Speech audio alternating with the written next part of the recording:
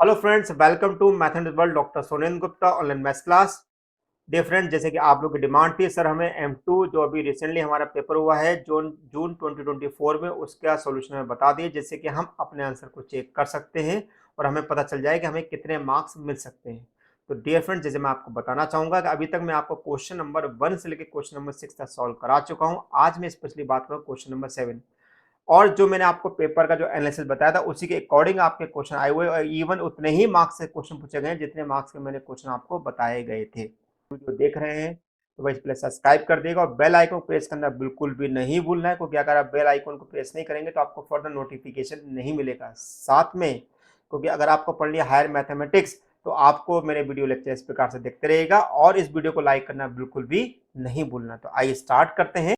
अब जैसे कि मैंने आपको बताया था कि भाई हमारे पास ग्रीन थ्योरम आने की संभावना है, तो ग्रीन थ्योरम हमारे पास आ चुकी है एग्जाम के अंदर, जो आपने देखी थी वेरीफाई ग्रीन थ्योरम। और इस बार हमसे क्वेश्चन में वेरीफाई करने को बोला गया, पिछली बार हमसे वेरीफाई करने को नहीं बोला गया था। और ये जो ग्रीन थ्योरम जो है बिल्कुल उसी प्रकार से सॉल्व होगी जैसे कि स्टोक थ्योरम सॉल्व होती है। तो आपको मैं क्वेश्चन जब सॉल्व कराऊंगा तो आपको लगेगा हाँ भाई हमसे क्वेश्चन आराम से बन जाएगा। तो अब इस क्वेश्चन में देखो कि x square minus x y q d x y square minus two x y d y where C is square with vertices. Vertices क्या दिया? 0 0 2 0 2 2 और 0 2।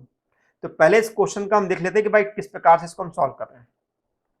तो देखो as per the green theorem अगर देखें तो एस ग्रीन थ्योरम का जो हमारा स्टेटमेंट होता है वो होता है line integral M d x plus N d y equal to region N del N upon del x minus del N upon del y equal d x में, यानी कि हमें इसका लाइन इंटीग्रल भी निकालना है और सरफेस इंटीग्रल भी निकालना है। तो पहले डायग्राम को समझ लेते हैं कि डायग्राम इसका क्या है। आपको यहाँ पे दिया 0 0 यानी कि ओरिजिन हो गया, 2 0 का मतलब हो गया कि ये कोऑर्डिनेट हमें एक्स एक्सिस पे दिया है, 2 2 का मतलब हो गया कि ये कोऑर्डिनेट हमें एक्स और वाई के बीच में दिया, और 0 2 का मतलब हो गया कि हमें ये कोऑर्डिनेट वाई एक्सिस पे दे रखा है। तो अगर आप डायग्राम को ध्यान से देखें तो ये मेरे पास हो गया स्क्वायर, ये मेरे पास पूरा स्क्वायर बन चुका है, ये मेरे पास स्क्वायर दिया हुआ है, ठीक है, ये मैंने स्क्वायर बनाया हुआ है, राइट। अब मैंने स्क्वायर के अंदर आप देखेंगे कि ये वाला कोऑर्डिनेट मेरे पास 0 0 दिया हुआ है, मैंने इसको ए ले लिया 2 0, इसको ले लिया मैंने बी 2 2, और ये ले लिया मेरे सी। अब देखिए इस एक्स एक्सिस पे मेरे पास डेफिनेटली वाई की वैल्यू मेरे पास 0 के इक्वल होगी, और अगर मैं इस प्रकार से अगर मैं ऊपर की तरफ मूव करूंगा तो यहाँ पर इन दोनों में कोऑर्डिनेट मेरे पास x इक्वल टू 2 मेरे पास कॉमन आएगा। इसी प्रकार अगर b से c की तरफ जाऊंगा तो मेरे पास y की वैल्यू मुझे 2 के बराबर मिलेगी, और अगर मैं c से o की तरफ जाऊंगा तो मेरे पास x की वैल्यू 0 मिलेगी। देखिए ये हमें लाइन के बारे में लिखना जरूरी है, क्योंकि हमें हर लाइन के कोरस्पॉन्डिंग में हमें इंटीग्रल निकालना है। तो ये जरूरी है कि हमें यहाँ पर साथ में अगर हम देखें, क्योंकि क्वेश्चन पूरा 2D प्लेन में बना हुआ, तो x और y दोनों की लिमिट 0 से 2 दी। क्यों? क्योंकि अगर आप ध्यान से देखो यहाँ पर x की लिमिट कितनी दी है? 0 से 2। इसी प्रकार आप यहाँ पर जाओगे तो y की लिमिट कितनी दी है? 0 से 2। यहाँ पे y की लिमिट 0 से 2 है, और यहाँ पर x की लिमिट 0 से 2 है। अब जब भी अगर आपको कोई भी क्वेश्चन अगर स्टोक थ्योरम में या ग्रीन थ्योरम में अगर वेरीफाई करने को दिया, तो सबसे पहले हमारा काम जो होता है कि हम लाइन इंटीग्रल ना निकाल के हम पहले निकालते हैं सरफेस इंटीग्रल, जिससे कि हमें सही आंसर पहले करेक्ट पता चल जाए। तो हमने इस पूरे को आई के बराबर लिया, और आई को लेने के बाद हमने इसको कंपेयर कर दिया इस इक्वेशन से। इस इक्वेशन से कंपेयर करेंगे तो m इक्वल टू मिलेगा x square minus x y q, और n मिलेगा वाई स्क्वायर माइनस 2xy। अब हमें निकालना है del N upon del x और del M upon del Y.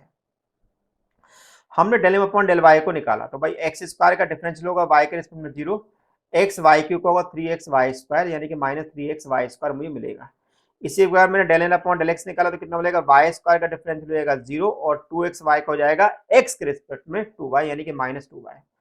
अब from equation putting in equation number 1, तो del N upon del x minus del N upon del y equal d x d y minus, देखिए अब del N upon del x की value मेरे पास question में क्या दे रखी है? माइनस 2y, है ना। Del M upon del y की वैल्यू कितनी दे रखी है मेरे पास? माइनस 3x, तो यहाँ पे क्या होगा? Minus minus plus. अब दोनों से अगर मैं माइनस साइन को बाहर निकाल लूंगा तो मेरे पास माइनस साइन आएगा। अब देखो क्वेश्चन में लिमिट हमारे पास क्या है? ओ ए बी तो मेरे पहले बताया कि पूरे में हमारे पास x की लिमिट जो दी है 0 से 2 दी है, y की लिमिट 0 से 2 दी है। तो अब हमने क्या करा? इसको इंटीग्रेट कर दिया बाय 2y को, क्योंकि अब देखो क्योंकि दोनों लिमिट हमारे पास कांस्टेंट दी है, तो जिस ऑर्डर में ये इंटीग्रल लिखा हुआ है, ध्यान दीजिएगा, जिस ऑर्डर में ये इंटीग्रल लिखा है उसी ऑर्डर में हमें इंटीग्रेट करना है, ठीक है। तो हमारे पास क्या हुआ? 2y minus 3x Y square को पहले मैंने y के रिस्पेक्ट में किया, तो मैं भाई 2y का कितना आएगा? वाई स्क्वायर मिलेगा, 3x वाई स्क्वायर का मिलेगा मुझे x वाई क्यू अपॉन 3 से 3 कैंसिल रहेगा, लिमिट रखेंगे तो y की जगह 2 यानी कि 4 माइनस 8x। अब हमारे पास ये इंटीग्रल जो करना है हमें x के रिस्पेक्ट में करना है, 4 का इंटीग्रल होगा 4x और 8x का होगा 4x², लिमिट हमने रखी 0 से 2, तो मेरे पास 4x का हो जाएगा 8 और 4x हम रखेंगे तो 14, तो 8 माइनस 16 हो गया -8, माइनस माइनस हो गया प्लस, यानी कि मेरे पास क्वेश्चन में तो सरफेस इंटीग्रल जो आया है वो मेरे पास 8 आया हुआ। अब देखिए, चूंकि मेरे पास यहाँ पे 4 लाइन मिलके बनी हुई है, एक OA, एक AB और एक BC और एक CO, तो ऐसी कंडीशन में हम क्या करेंगे, जो हमारा लाइन इंटीग्रल जो है वो 4 पार्ट में डिवाइड हो जाएगा। क्या होगा, लाइन इंटीग्रल जो है 4 पार्ट में डिवाइड होगा। तो 4 पार्ट में डिवाइड कैसे होगा भाई, line integral MDX NDY equal to line integral OA, line integral AB, line integral BC और लाइन इंटीग्रल CO। अब 1 बाय 1 हम क्या करेंगे, इनके कोरस्पॉन्डिंग में इंटीग्रल निकालेंगे। ठीक है, तो सबसे पहले हम निकालने जा रहे हैं along the line, along a line OA। तो देखो भाई, इस डायग्राम को अलोंग द लाइन OA का मतलब ये हुआ कि अगर आप OA के कोरस्पॉन्डिंग जा रहे हैं तो यहाँ पे y की वैल्यू कितनी है, 0 है, तो हमने y की वैल्यू को रख दिया 0, तो dy हमारे पास कितना आ गया, 0। अब मैं इस इंटीग्रल में y की जगह 0 और dy की जगह 0 रखूंगा, और फिर पूरा टर्म जो है x में कन्वर्ट हो रहा है, तो मेरे पास केवल x की लिमिट लेनी है, जो कि मेरे पास 0 से 2 दे रखी है। तो भाई कितना मिलेगा, इधर x², यहाँ पर y की जगह हमने 0 रखा तो 0 मिल गया, और ये वाला टर्म तो पूरा का पूरा 0 हो गया है। तो ऐसी कंडीशन में x² मिला, और x² का इंटीग्रल जो होगा x³ यानी कि 8/3, यानी कि पहला लाइन इंटीग्रल मिला है मुझे 8/3। अब बात करते हैं second line integral along line AB। हम लाइन बात कर रहे हैं, इस लाइन की बात कर रहे हैं, अलोंग द लाइन AB। ध्यान रखना, कोई भी क्वेश्चन जो आप वेक्टर में सॉल्व करते हैं उसमें हमारी डायरेक्शन जो होती है हमेशा एंटी क्लॉकवाइज डायरेक्शन होती है, क्लॉकवाइज डायरेक्शन नहीं लेनी है ना। तो मेरे पास यहाँ पर इस AB के बारे में बात करें, इस AB के अंदर देख रहे हैं कि मेरे पास x की वैल्यू दे रखी है 2, तो मैंने यहाँ पर x की वैल्यू को रख दिया 2, यानी कि dx इक्वल टू हो गया 0।